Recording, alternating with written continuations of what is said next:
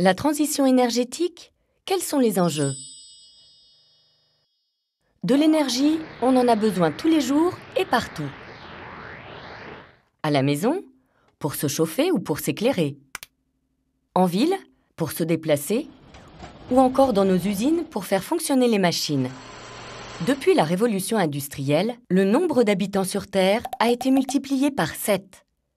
Parallèlement, la consommation moyenne d'énergie par habitant a elle aussi été multipliée par 7.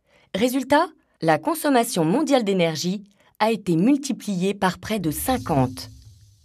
Aujourd'hui dans le monde, 80% de cette énergie provient des énergies fossiles, c'est-à-dire riches en carbone.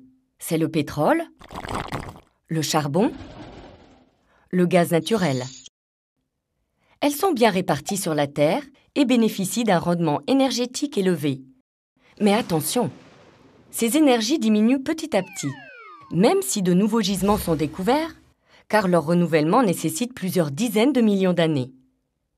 Autre problème, l'utilisation de ces énergies, et particulièrement leur combustion, contribue fortement à l'augmentation de la concentration des gaz à effet de serre. En effet, pour produire de l'électricité ou de la chaleur, les énergies fossiles émettent du dioxyde de carbone, CO2. Cela accélère les changements climatiques, avec comme conséquence une augmentation du niveau des mers ou l'accentuation des phénomènes extrêmes comme les ouragans.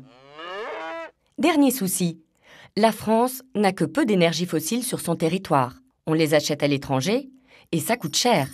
Alors, pour demain, il faut vraiment penser à notre sécurité d'approvisionnement et exploiter nos propres sources d'énergie.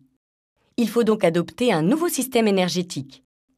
Moins de gaspillage, plus d'efficacité énergétique et plus d'énergie renouvelable. Tout ça avec pour objectif de maintenir un coût abordable pour le consommateur et les entreprises.